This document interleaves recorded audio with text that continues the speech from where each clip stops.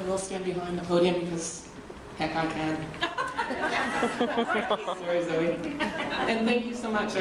Things were a little stressful here as we were getting set up, and of course having Zoe there, because she can do pretty much anything, makes life very easy.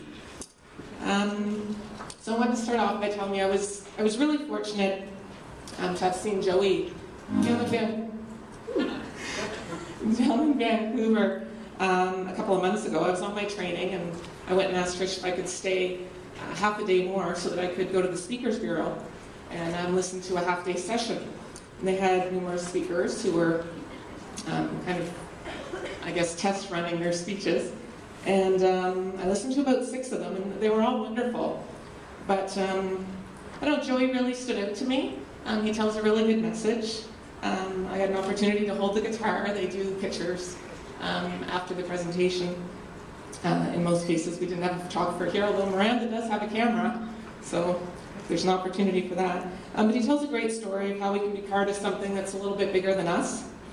And I don't know, I just thought, watching his presentation, that we see a bit of ourselves in it, and I won't spoil the stories, but it gives you something to think about, and it made me feel good, so hopefully it does the same for you. I'll just read a little bit of his intro. Joey's a multiple award winner, a writer and broadcaster, best known for his long-running CBC radio program, Global Village, the Peabody Award-winning radio series The Wire, The Impact of Electricity on Music, and its celebrated companion series The Nerve, Music and the Human Experience. And he left CBC in December 2009 and pursued activation of its independent 6-String Nation multimedia project, centered around a guitar literally built from pieces of Canadian heritage, combining various fascinations including music and media. Conceived in 1995, the project took 11 years to come to completion before a crowd of about 100,000 people on Parliament Hill in Ottawa on Canada Day 2006. Since then, the Voyager, which is the name of the guitar, has traveled well over 200,000 kilometers across the country, appearing at festivals, conferences, concerts, and schools. It's been played by hundreds of Canadians' best musicians, and today, including our own Peter Chinsky, and been held by over 8,000 different Canadians in a series of 50,000 portraits that ranks as one of Canada's most ambitious photo projects. The story of the guitar and a selection of those portraits is the subject of his recent book, 6-String Nation, 64 pieces, 6 strings, 1 Canada, 1 guitar. And this project is also the subject of a unique 2000 commemorative collector coin in the shape of a guitar pick from the Canadian Royal Mint. And the subject of today's presentation at our all-staff meeting. And I'll just note, Judith from the bookseller is outside. We thought it might be neat if folks are interested. She has a couple of books, and Joey's more than willing to sign them if you're interested, and that'll be out there at the break. So without further ado, please welcome me in, or join me in welcoming Joey.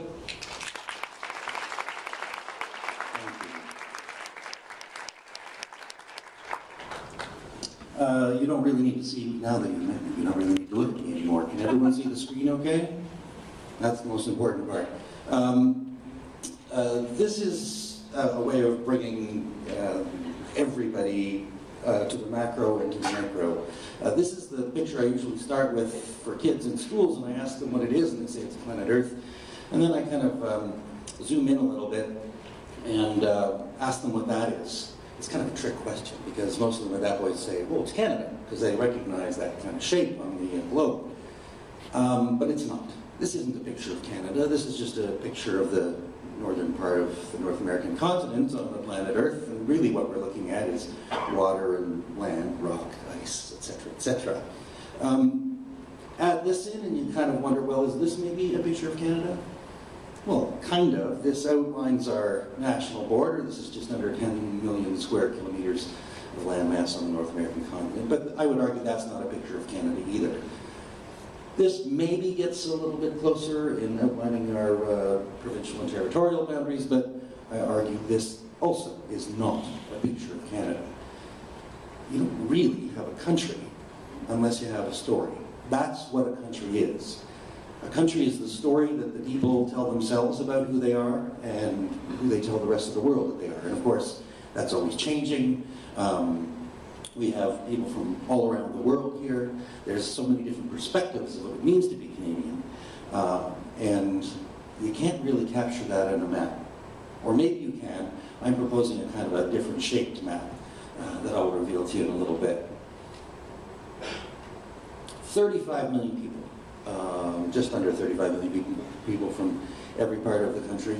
In order for us to have a story that we can share, a common story that we can tell, we need to constantly be reinventing it. That's the nature of citizenship. That's what it's about. That's what it's for. And it's kind of tough when the perspectives are so disparate all across the country, and people don't really talk all that much, to tell you the truth. Because we're spread out so thinly, we're really focused on our own regions and our own concerns, and we think that maybe we don't have much to do with the others. I thought this was a particular problem in 1995 when the referendum in Quebec kind of posed this question about, well, how separate do you really want to be? And I actually didn't mind the question. I thought it was a fair question. The problem was we did not take that occasion to have the national conversation about who we were. We just didn't. Now, around that time, well, yeah, this is the thing. When you don't have the conversation, this is what you rely on to talk about who you are, a set of cliches and stereotypes that are all fine. There's nothing wrong with any of them. But the fact is, these don't tell the story of who we are either. So around that time in 1995, I happened to meet this guy, George Rosani. George Rosani is a guitar builder. He was in Greenbank, Ontario at the time. And this was at a DIY fair. There was a, make your own yogurt, build your own patio deck, brew your own beer. And he was the make your own guitar guy. And I know a little bit about guitar making, so I went up to him and I was saying, oh, so is that Brazilian rosewood and African ebony and Japanese maple, all the things I know you're supposed to make guitars with. And George said, well, you know what, I actually don't really believe in using the exotic materials for a number of reasons. One, not good for the environment in many cases, where they're timbering out huge amounts of Brazilian rosewood and destroying rainforest to get at it. Second, bad for the economy in a lot of regions where you're driving the price of everything else up because the price of the mahogany or the ebony is so high. And finally, we don't really need to do it. We have some of the best wood in the world in Canada, and by and large, we cut it down, put it on the back of a truck, send it to the United States to make toilet paper out of it, and send it back to us. Doesn't seem like a really good use of the resource.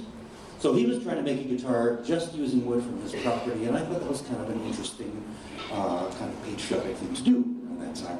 And that gave me the idea, and I said, well, George, do you think you could build a guitar using pieces from every province and territory? This would be kind of a national guitar. And he said, well, I'd love to give it a try. So I set about talking to people and setting up the project, and I continually met more people, figuring I'd get a couple pieces from each province and territory, and they'd be kind of representative. And at one meeting near my place in Toronto, I invited my friend Elaine Bombery from Six Nations, and she brought her friend Shingus, Curtis Johnny. He's a new media producer and guitar player from Winnipeg. And I figured I had the opportunity, and I said, listen, Shingus, if I'm going to get something from First Nations in Manitoba to go in this guitar, what would it be? Thinking that he would tell me about some particular kind of material that was commonly used. And he said something extraordinary. He said, I think you should get a piece of a residential school. And if you could do that, this would be a tremendously healing guitar. This would be very powerful music animating this once terrible thing and trying to make amends. I went back to George and I said, can we do that? Can we use material that's already been something else, that's repurposed, recycled? He said, well, yeah, actually it works great for me because it means I don't have to spend any time curing the wood. It's already done. At that point, my project changed. Now I wasn't just collecting materials. I was collecting stories. These are some of the pieces I collected. In fact, these are all the pieces I collected in the years following that decision to pursue that path. And I know some of them don't look like much, some of them aren't much. Some of them are construction scrap or picked up off the tundra or the bottom of Halifax Harbor. Others are really, really famous. The point is that each and every one of these pieces tells a story. And each and every one of these pieces is part of this guitar. In total, I gathered 64 pieces for the project. 63 are in the guitar itself. There's a 64th on the strap. I've since added a few to the case and the strap that I can show you later. We officially nicknamed the guitar Voyageur at the Festival de Voyageurs in Winnipeg in February of 2008. Lieutenant Colonel Susan Baharial of the Canadian Armed Forces was the person who suggested the name Voyageur, and she came out to the festival with us for the ceremony. So we don't have a whole lot of time, but I'll take you inside the guitar and show you a few of the pieces and a few of the stories. Here, of course, you have the province of Quebec, and you'll know better than most audiences. Nunavik is the northern part of that. Pretty sparsely populated in terms of people, but of course pretty heavily populated in terms of caribou. That being the low census number. And so, of course, caribou a big part of life, culture, diet, fashion, economy, everything in Nunavik. I found a young artist named Charlene Watt from Kuujjuaq, and she carved this ulu for us. Just a little ornamental one, caribou antler with a couple little soapstone rivets there. This little ornamental ulu is now in the middle of the 5th fret. You may recognize the guy in the picture, that's Senator Charlie Watt, who just happens to be Charlene's father, and who just happened to find out that his daughter did this for us about an hour before we took the picture. So it's a pretty sweet moment. One of the great places to hear music in the entire world, the Grand Old Lady of Shooter Street, Massey Hall in downtown Toronto, home of concerts by everyone from Enrico Caruso and the famous Charlie Parker Jazz Concert, and Neil Young's shows, and Gordon Lightfoot's annual three-night festivities. I saw Simple Minds 3 nights in a row there in the 80s. But also, this is the home of boxing matches and political debates. The Dalai Lama spoke here, Winston Churchill spoke here, union meetings, political debates. Soldiers were sent off to war at ceremonies held here, and they almost tore it down. In the 1970s, somebody wanted to build a mall, and they almost tore this building down. Fortunately, the community reacted and responded, and the building was preserved. It's a very active concert hall today, and in fact, some of the old details that have been covered up, the fireplaces in the corners, the stained glass, those have been revealed over the years. It's looking beautiful. They're about to get a whole new addition on it as well. And as part of the sort of ongoing renovation, I managed to get one of the seats from up in the gallery section. That seat is now the headstock of the guitar. Arguably the greatest Montreal Canadiens player of all time, top goal scorer in the 40s, 50s, and 60s, Maurice Rocket Richard, had kind of a rough year in the 1954-55 season. In March of that year, in a game against Boston, he took a stick to the head from this guy, Hal Lako, and went after him pretty bad. It may have been a mistake, the stick to the head, but he fought him pretty hard, so badly that the refs came in to break up the fight, and he was kicked out of the game. The commissioner of the league at the time, Clarence Campbell, felt a message needed to be sent, and so on March 16th, he issued a suspension for Richard that would last through the rest of the season and into the playoffs, where the Habs were certainly headed with Richard as their top goal scorer. The Francophone community in Quebec largely believed that this was a deliberate attempt to ensure that the Francophone team wouldn't win the Stanley Cup that year. And like an idiot, Clarence Campbell, on March 17th, shows up at the Forum for a game in Montreal, and some guy comes up to him and says, "I'd like to shake your hand, sir," but he didn't. He spat in his face. And then someone threw a tomato, and someone threw an egg, and next thing you know, someone threw some tear gas, and the violence escalated. It spilled out into the streets of Montreal. These were the famous riots of Montreal of 1955. And in a way, it was fine before. And in a way, sparked the nationalist movement in Quebec. Sure enough, they did make it to the Stanley Cup Finals against Detroit.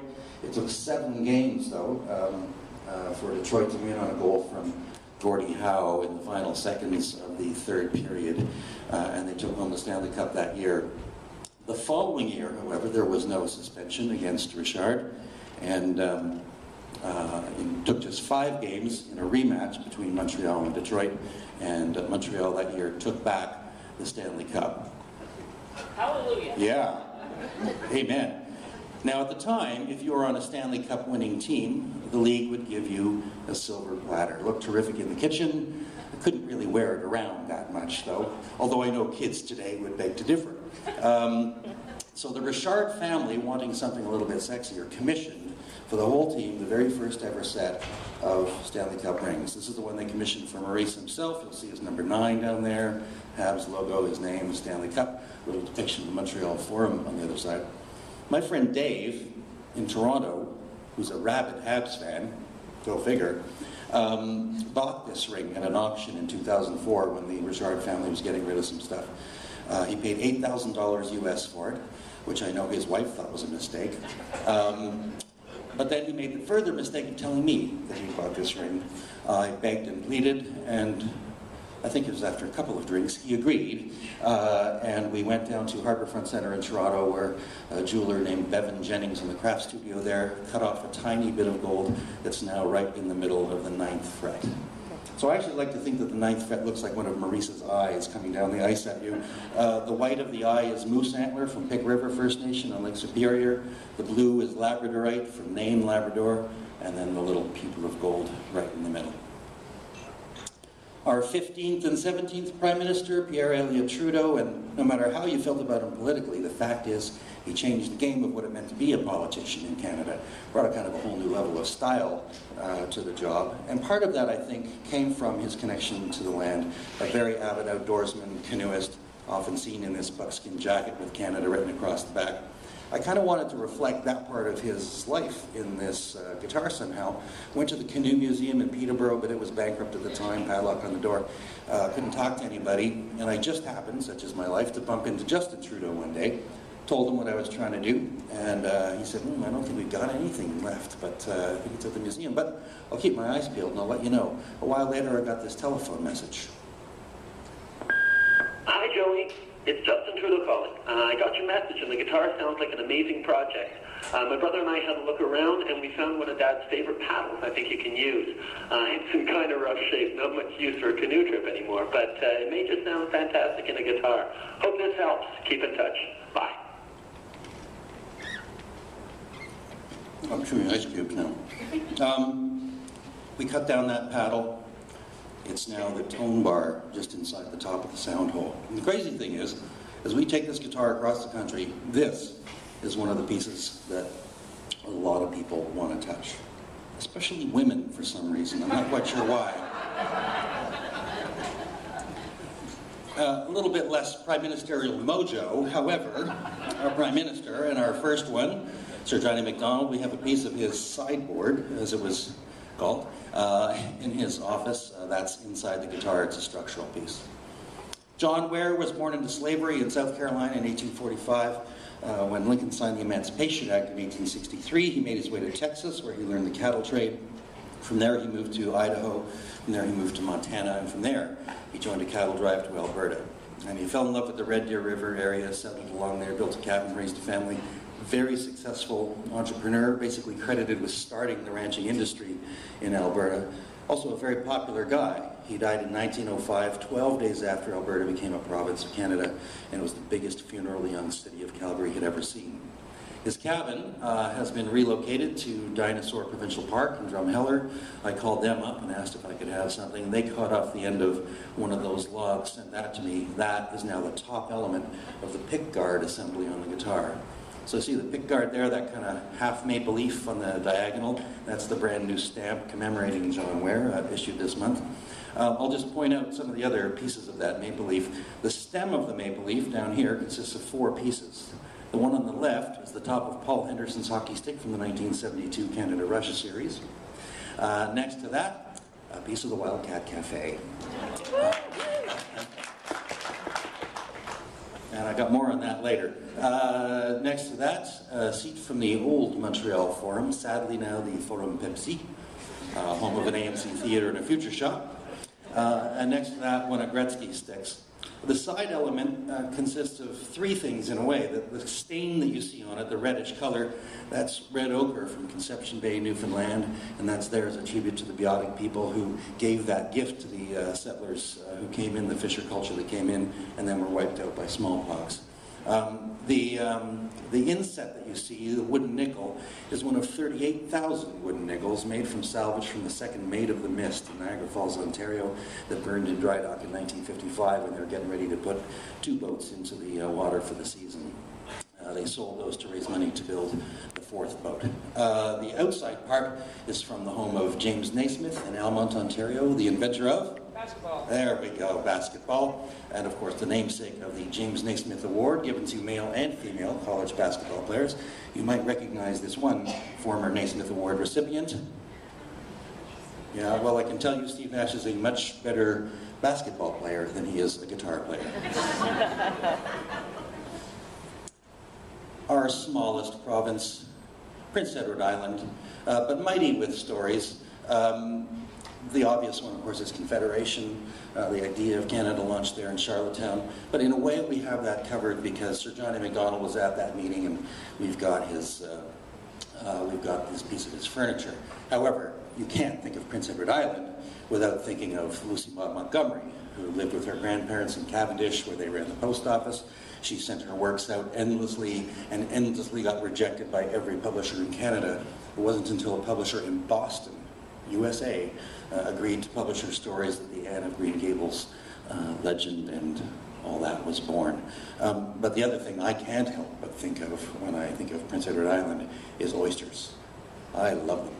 I love especially PEI oysters, and the way you put your shucking knife in there and you give it a good twist, and out comes this snotty goodness, the taste of the sea. Nothing like it. Well, I wanted to include oyster culture somehow in the guitar, and I went to my friend Rodney Clark at Rodney's Oyster Bar in Toronto. He's from PEI, owns a bunch of oyster beds out there. And I asked him what I should get, and I thought maybe he would suggest to get a particular famous shell. I don't know why there would be a famous shell, but who knew? And he said, you know, you got to get something from Joe LeBeau. Joe LeBeau, Mi'kmaq Indian from the Lennox Island First Nation, PEI, and Canadian oyster shucking champion. I'm actually going to let his widow, Genevieve, tell his story, but I want you to keep your eye on her right hand in this video clip. In 1985 or 84, we went to the Oyster Festival, and I noticed they kept repeating, anybody wants to shuck oysters, to register. So I told him, I said, you go, Joe, go try it, you know, you never know. No, he says, I can't do that. Anyway, I talked him into it, and he went up and he paid his due, and he registered. So that's the first time he competed in the shucking oysters. Dad got sick, Mom. Remember that's my dad. We loved the water. That's a good picture. David Banks was the champion the year before, and 3 times they tied. It was always a tie between David and Joe. Anyway, finally the 4th time Joe won him. And I thought the ring roof was going to fall apart. Everybody was roaring for Joe. Yeah, that's how he became an oyster shucker for Tyne Valley. So they sent him to Ireland. Well, the first time he was more of their, like he came 6th or 7th the first time. And the second time he went, he lost by 2 seconds. Second place. Yeah. That's the one that he won in Ireland. He had a crystal one. Even the Irish give you a beer month or so. Yeah, oh yeah. There was lots of beer being drank in there too. Oh, this is Joe's favorite oyster shucking knife. So he kept those. He was always sharpening them, and he looked after them good, but since he's been gone, it's just been laying around in the cupboard.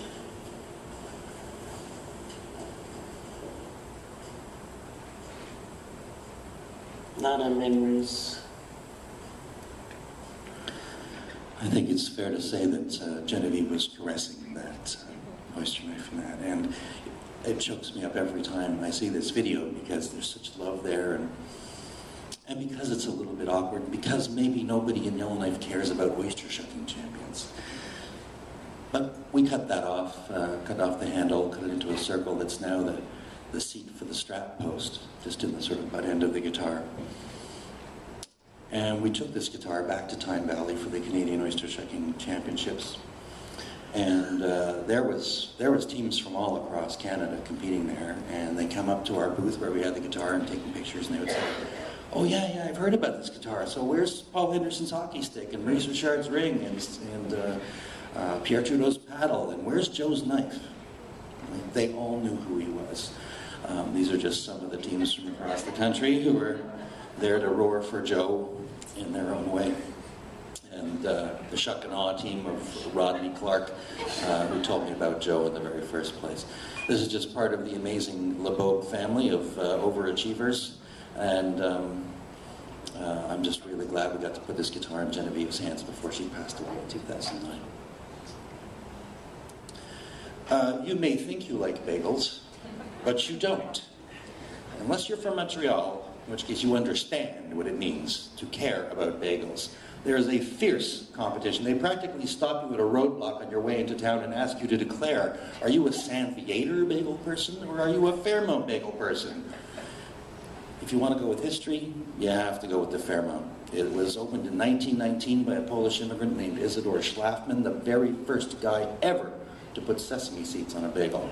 Very successful store. He moved it around the corner onto Fairmount Street in 1949, where it still operates today. And of course, when you're making a bagel, you put him in and out of the ovens on this long plank called a shiba.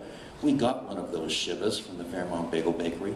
We cut it into a couple of very, very thin strips that now run right down the middle of the spine on the back of the guitar.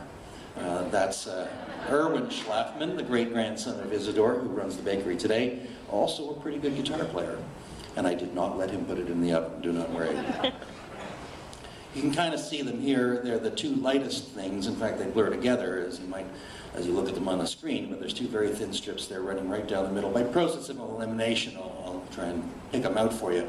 All that beautiful tigery looking stuff is spalted oak. It's from the largest oak timber frame building in North America, the oldest building in Winnipeg, built as the Convent of the Grey Nuns. It's been an old folks' home and a hospital. Louis Riel went to school there for a bit. His sister was a novice there. It's now the St. Boniface Museum. There's two very, very thin strips on either side of the bagel pieces from a door frame from the center block of Parliament near the Prime Minister's office. And then running right down between the two bagel halves, very, very thin, is a strip of wood from this grain elevator in Verrigan, Saskatchewan, built by the Doukhobor community 103 years ago. While we're here in NWT, just point out some of the NWT pieces in it. There is, of course, that piece of the Wildcat Cafe, and as you may or may not know, it's lying in pieces over there in Old Town, right? The foundation was shifting, so they took it apart piece by meticulous, cataloged piece, and we'll reassemble it this spring, and it should be open for the season this summer. I did manage to visit when I was here in the summer and get a few pictures with the pile. This is a piece of mammoth ivory given to me by Sonny McDonald. Anybody know Sonny here? So you know he's a very funny guy. He's hilarious. We have some great phone conversations. Then there's a piece of Acasta gneiss, oldest rock in the world at 3.96 billion. Now, here's the thing about that, though. Soon after the guitar launched, and I had publicized everywhere, 3.96 billion years old, the oldest rock in the world. About a month later, someone wrote to me, we just carbon dated a piece at 4.03 billion here in Labrador. And then like a few months after that, 4.13 billion here in Quebec. And now there's a claim at 4.25 billion from Australia.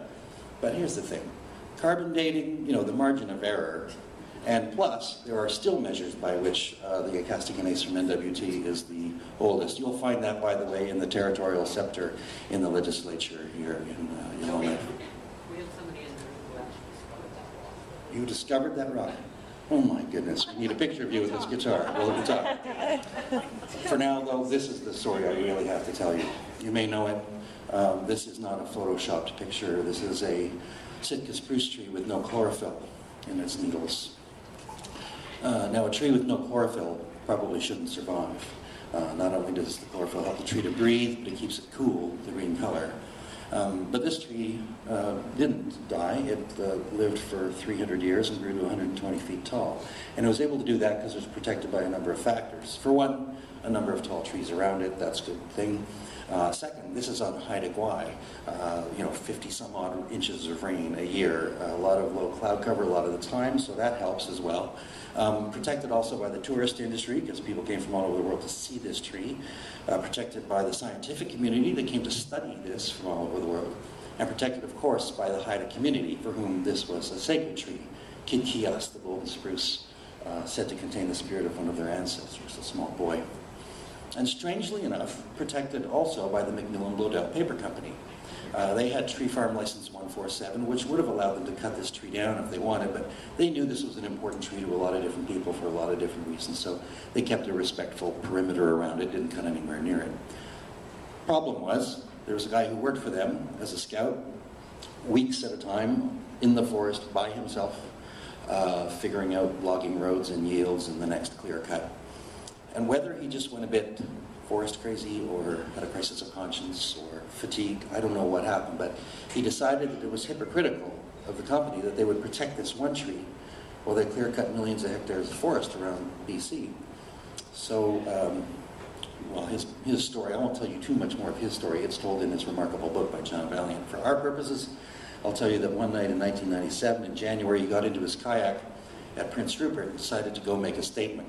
He paddled across this very dangerous stretch of water called the Hecate Strait towards Old Masset. There he turned down the Yukon River towards Port Clements. And there, in the middle of the night, he took a chainsaw from his kayak and cut down this tree. It took 3 days for the tree to fall. And the Haida people I met said that for them this was like a drive-by shooting. This was a murder of someone in their community for reasons they couldn't really figure out. And they decided at this point that they would never cut into this tree. They would just leave it where it fell and let it return to the earth in spirit and substance. And it remained that way for 9 years on the ground. In 2004, I'd been corresponding a little bit with Dr. David Suzuki about trying to get him involved in my project in some way. He was politely demurring, but we did meet eventually at this garden party, strangely enough. And he sat next to me and I introduced myself and he said, "Oh my goodness, I can't believe I'm meeting you today. I've actually been thinking about you and I have an idea. Are you familiar with the golden spruce?" I didn't know. So he told me the story I just told you and he said, "I think we can get a piece for your guitar." So he put me in touch with some people in the community in Masset, Old Masset, Skidegate. We began a dialogue that took about 18 months, back and forth, questions, answers, community meetings. Eventually they invited me to go out in February of 2006. I took a crew of people on no promises. We spent a few days hanging around the Haida Rose coffee shop and the beauty salon, just talking to people. Leo Gagnon, the carver, had agreed to do a cut for us, but wouldn't do it unless there was an elder there. And as I was warned, you gotta know, all our elders are really old. It's a bit of a hike into that forest. This could be a problem. On the morning of February 22nd, Leo calls me. He says, "Frank Collison has agreed to come with us."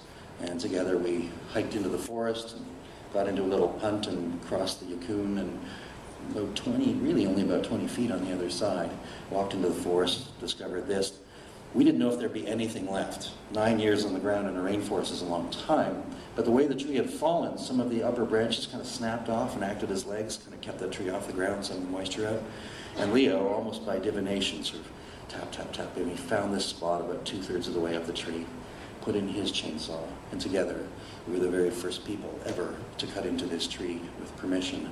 That's Frank Collison on the right, and Leo in the middle, and me next to him, and Sid Bob, my friend Sid Bob from Ontario in the back. This is the piece that came out of that tree. That photo was taken about 2 minutes after the cut was made, and we marveled. It was perfect, absolutely perfect for our purposes, and an extraordinary thing of beauty. We were all a bit choked up by what we had just accomplished, and Frank told us the story of Kid Kias. We cried and took pictures, and then Leo says to me, "Well, it's yours now, you've got to carry it out of here." So, you know, it's like this big. I hoist it on my shoulder. We hike out back into the punts. We're hiking through the forest back towards the car, and Leo's behind me the whole way, and he says, There we go again, eh? Another white man walking out of the forest with our stuff. That's okay, he had the last laugh. We went straight to a mill where we planed this piece off, wrapped it in towels, and sent that to George's workshop, which by this time had moved to Pinehurst, Nova Scotia, and there it became the whole top of the guitar. It's truly the face and the voice of this project, and it couldn't be better. You couldn't ask for a better material and better sound and a better story. The rest of the material we left with Leo. He'll spend the next 15 years making stuff out of it. When we took it back to see him in Masset, he had already started work on this mask of Kikias, the spirit of the tree. We also took it back. Oh, this is, by the way, David Suzuki's daughter, Severin. His assistant, Elvis Yaxley, who was very, very helpful. And then some of the other folks that we met in Tallel at the Edge of the World Festival, including this guy, Mo Ingram, who was introduced to us as a cousin of the spirit of the tree. We also took it back to see Gujao. You all know Gujao? Extraordinarily powerful, influential, and fascinating character on Haida Gwaii, the president of the Council of the Haida Nation, a Renaissance man, a cultural leader, and also, as you can see, a bit of a poker player, right? He has to do some pretty high-stakes negotiations with the federal and provincial governments and industry and all that, so he wears this face a lot. And I wasn't really sure, because of this face, whether or not he really, really liked my project, or if he was somehow helpful in the background for other reasons. So we're at the festival in Tallel, and we're up on a platform where we're taking pictures, and I see Gujao come in, and I'm thinking, okay, Guj, you gotta come and get your picture taken. Come on, Guj, come on, Guj. He goes to every other place around the perimeter of the festival, and I'm thinking, oh no, you know, this is really critical for me. And then all of a sudden I turn around, and there he is at my computer, registering to have his portrait taken, and he comes up and he gets his portrait taken. Huge relief for me, although still not much of a smile. And then he says, you know what, I want one with you. So we had our portrait taken together. A bit more of a smile and another amazing moment for me. Then he went away for a bit, and he came back with his daughter, and they had their picture taken. Then he went away for a bit, and he came back with this guy, and went away for a bit, and he came back with these guys. Brought about 30 people up over the course of the day, and at the end of the festival got up on stage and said, I want to thank Joey for bringing this guitar back to this community. I didn't realize what a powerful thing it would be. And I want to tell you, with this project, you've done something no politician could ever do. It's a challenge, maybe to people in the room, but I have never felt so embraced, especially going at rocket speed in one day from feeling he didn't like me to that kind of endorsement. That was pretty amazing. This was pretty amazing too, the debut of the guitar on Canada Day on Parliament Hill in Ottawa in 2006 in the hands of Stephen Fearing, who played his song The Longest Road, and then actually all of the artists on the bill that day who played guitar played this guitar, and we continued to go back for Canada Day on the Hill for 4 years after that. Pretty amazing experience and a real honor. Then we started traveling. You may have seen the United Breaks Guitars video on YouTube, and so you know it's a bit of a nightmare for someone to load their guitar under the plane. So I'm very lucky that Air Canada lets me take it on board in the cabin, which has led to some interesting things where I've actually had flight directors come to me and say, should I make an announcement that the guitar's on board? I think that's okay. And then one time, the pilot comes back and he says, I hear that guitar's on board. Can I get a look at that? And I'm like, who's flying the plane? I guess. We've now clocked, it's closer to actually 300,000 kilometers going back and forth across Canada to all kinds of places that are important to all kinds of people for all kinds of reasons, including some places that are actually in the guitar itself. So Fantan Alley, Canada's first Chinatown in Victoria, BC, is in the guitar, part of the original gate. The Big Nickel in Sudbury is in the guitar. Door molding from a de Havilland Beaver bush plane, an original DHC-2 Beaver, is in the guitar. The Yukon Rose that helped build the Alaska Highway is in the guitar. You've already seen James Naismith's house. That's us at the house where we did a house concert and presentation in the kitchen. And this, of course, is the St. Boniface Museum in Winnipeg. And when we went back there, they had just authenticated Louis Riel's plancher, his Sacha Fleischer, and they draped it around the guitar. A huge honor and a huge welcome back to Winnipeg for us. This is the grain elevator in Verrigan, where the whole community came out to get their portraits taken when we went for their Doukhobor Heritage Days festival there.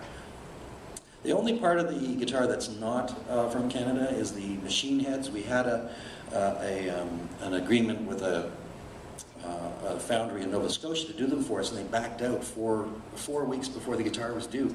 So these were handmade for us by an artisan in Varese, Italy, which turned out to be a good thing because we got invited to a guitar festival in Italy, and it meant it was kind of a homecoming there too, embraced by everyone from the mayors to Pinocchio. Putting this guitar in the hands of Canadians is kind of what it's all about. This kind of belongs to all of us. I haven't yet met anybody who doesn't have some sort of connection to something in this guitar. A place, a piece, a story, a song that's been sung on it, a story that's been told through it, another person that's held it. And these stories get told between people without my involvement. All kinds of writers partaking of it. You'll recognize a few of them. Even Americans who hold the guitar feel a bit more Canadian when they do. Tom Hamilton from Aerosmith there. And of course we've done all kinds of projects in schools. And what's really amazed me is that, again, without my intervention, schools have come up with the most amazing projects. Everything from banners and murals and performances and book reports and special library selections and history projects, guitar-shaped cakes and cookies from the culinary arts students. But this kind of freaked me out. This is a brand new math textbook for Western Canada for grade 10s. There on page 109, a problem about the guitar. I was told there would be no math. This is an ESL textbook from Oxford University Press, has a section on the guitar in it. And then a teacher in Black Gold region in Alberta developed this whole social studies curriculum based on the guitar. Again, no involvement from me, but I'm glad that he did it. This is a mural in the back of Lee's Palace, a club in downtown Toronto, painted by Kedry Brown and Jesse Pacho, also known as Bubbles and Fade. This was done in cooperation with the Toronto Police Crime Stoppers Unit and the Luminato Festival. And this is the coin you heard about earlier, a 50-cent piece in the shape of a guitar pick. It costs $34.95. I'm telling you right now. But again, a huge honor. Putting the guitar in the hands of musicians, though, is where a whole other layer comes into this thing.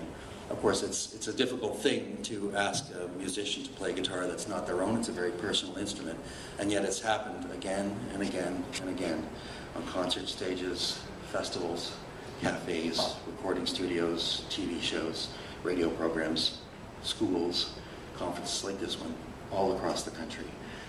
And it's a huge honor for me, because you get to see a musician go through that very particular thing that they do, where they encounter an instrument and they give it a little listen and they think about its voice and they think about their voice and where the two kind of meet and what song they're going to sing. And believe me, I hear a lot of Neil Young and Gordon Lightfoot.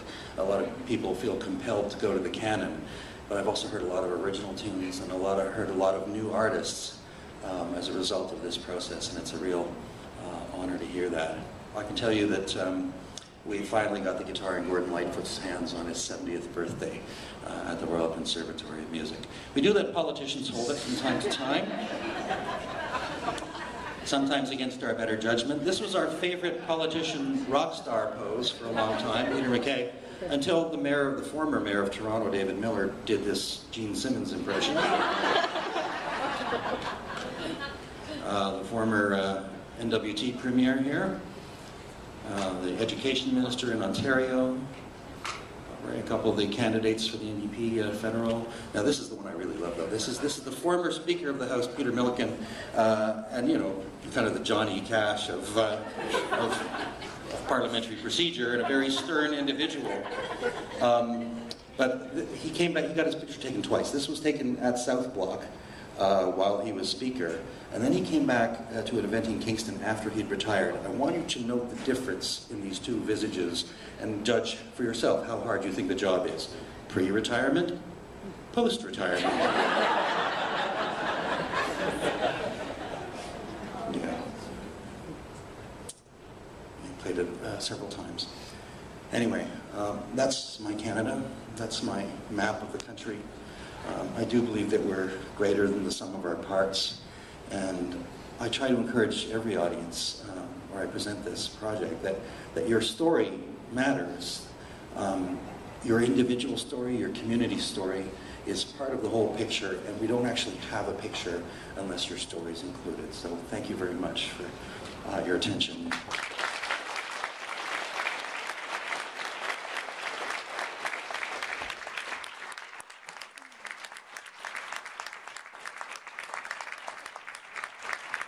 I'm going to ask Peter Rybczynski to come up, and while we're getting him set up,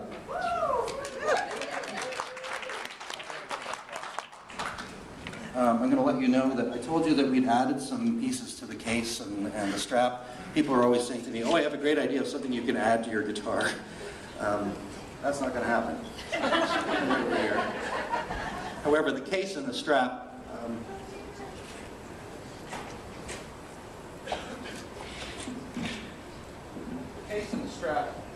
gave us some opportunity to do something new. Hang on a second.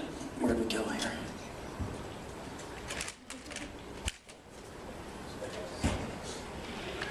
End of this. Thank you. That's what I'm looking for. So, we got some sound coming out there. There's a bit more volume here. Just let me just.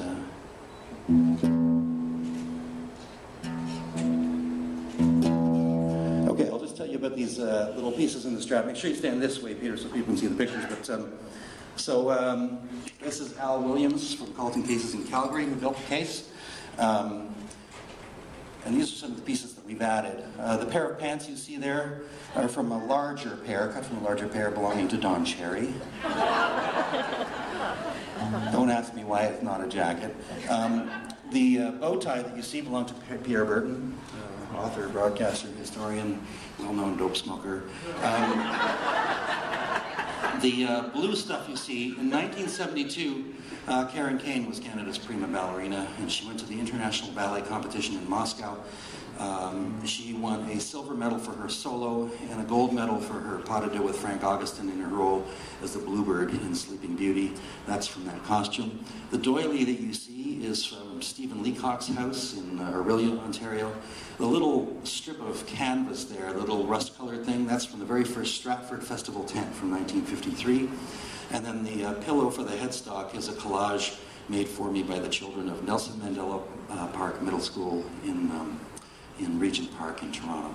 There is one recent addition to the case. Anybody know who this is? Recognize him?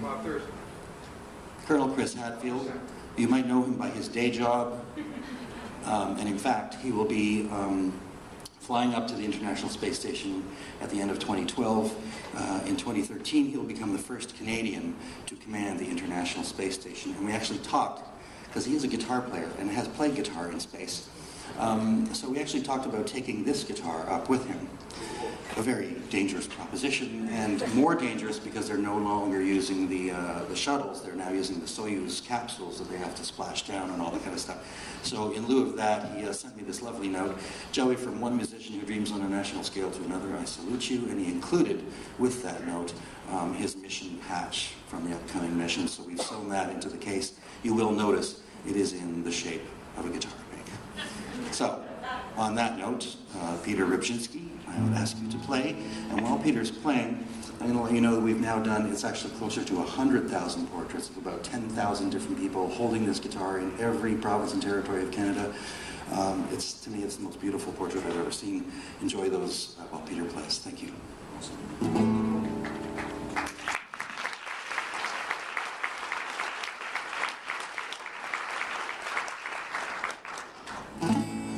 Wow, this is cool. This is very cool. What an honor. Thanks very much.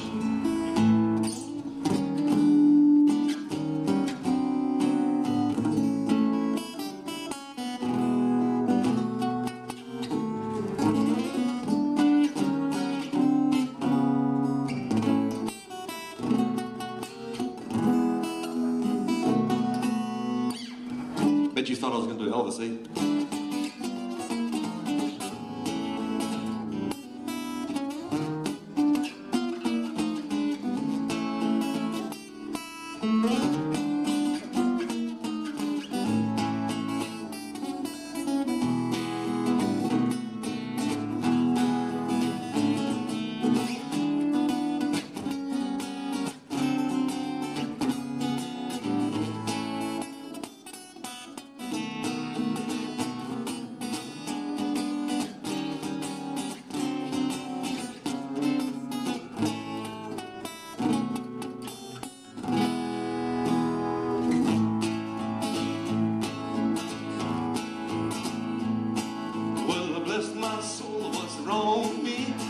twitching like a man on the bullet tree. My hands stand right, white as a bug, I'm in love. I'm all shook up, yeah, yeah. Oh, my hands are shaking and my knees are weak. I can't seem to stand on my own feet. Ooh, what do you think of when you have such a luck? I'm in love. I'm all shook up, yeah, yeah.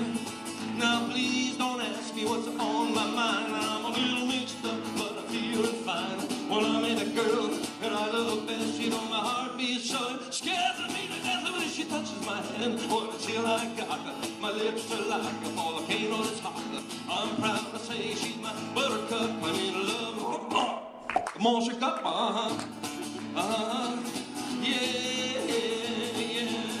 Now please don't ask me what's on my mind. I'm a little mixed up, but I'm feeling fine. When I met a girl that I love her best, you know my heart beats so scared me to death. Look, she touches my hand. What a chill I got.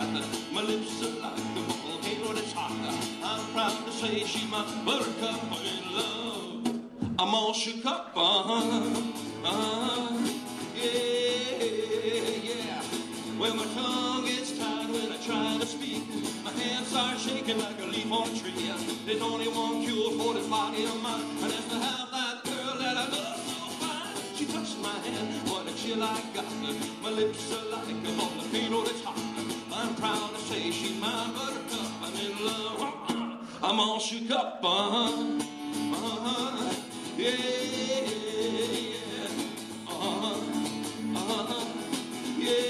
yeah, I'm all shook up. Thank you. Thank you very much. He comes up to me before and he's like so mild-mannered. I had no idea. Pause for photo. Absolutely. Can I turn it on? Yeah. Thank you very much. All right. Thank you very much, Peter. Beautifully done. It's always a joy. I'm going to first. I've got a few more words to say. I even feel the energy coming off this guitar, man. It's incredible. Thank you so much. Thank you. This is where the hands-free really comes in handy. I will just let you know that you can find out a lot more about the project online at sixstringnation.com and connect to all of our various social media platforms there. Lots more video in the Guitar Explorer section as well, like the ones you saw with Genevieve. The book is available from Douglas and McIntyre. You'll find it online at your usual online retailers. However, as mentioned, the Yellowknife bookseller, who've been in this room with this book before, and where I've done some events, I believe they're out the door there, are they? Yeah. With some books for sale. And I don't know, normally they're 30, they may be less, I don't know. And I just want to thank Paula and everyone for hosting me here, and I hope you have a successful meeting, and I really appreciate your attention. Thanks so much for having me. Thank you.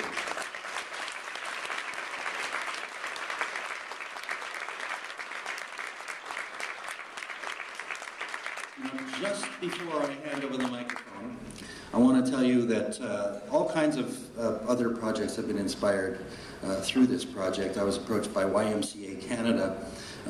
They wanted to do something based on this idea.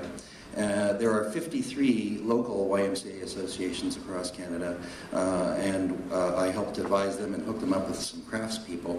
And they gathered materials from all 53 associations, and with the help of the Dressler brothers, or the Brothers Dressler as they're called, a wonderful twin brother, giant towering twin brother duo in Toronto, they built a brand new boardroom table for the YMCA Canada head office that really tells their story. That's the underside of it there. And I know that there is a similar project afoot here, and I will hand things over to you now. Thank you so much.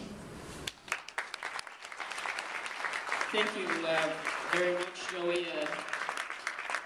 truly an inspiring journey that you've had with the guitar, and the story that you tell of Canada that has parts of our story in it, and whether it was seeing the Wildcat Cafe in your guitar, or seeing Leela Gilday holding it, or Sonny McDonald, it means a lot to us, or even knowing that, you know, the piece of the Castanese is in there. I'm sure Janet will want to see that. But thank you so much. That was truly inspiring, and thanks to Paula for suggesting that Joey come and speak to us. I don't know, Joey, do you have a few minutes for some questions? If we had a couple of questions that folks might have for you. Is there anyone that would like to, you know, have a little bit more insight into Joey's journey with the guitar? I can tell you I'll tell you right away just about the Castanese. It's nice, right? Nice. Castanese. Pardon me. So on the fretboard, first of all, is JR's Bar from Charlottetown. It's a piece from salvaged from a piece of furniture, JR's Bar. This was a popular spot on the Atlantic music circuit, opened by a Lebanese immigrant, or a son of Lebanese immigrants named Johnny Reed. It's where Stompin' Tom got started. It's where Gene McClellan very first sang Snowbird. And into that we've laid various things. On the very first fret there, there's the three sisters, I call them. The one on the closest to me is from the Monument to Almighty Voice, Kiwetwitan from the One Arrow First Nation in Saskatchewan. In the center is a piece of silver from Cobalt, Ontario, generated more wealth than the Klondike in its day, and then the Castanese on the side furthest from me. Thank you. We should probably make sure that we get a very large photo with that guitar. And is there an opportunity for folks to... Okay. Anyone else, anyone have questions for Joey or...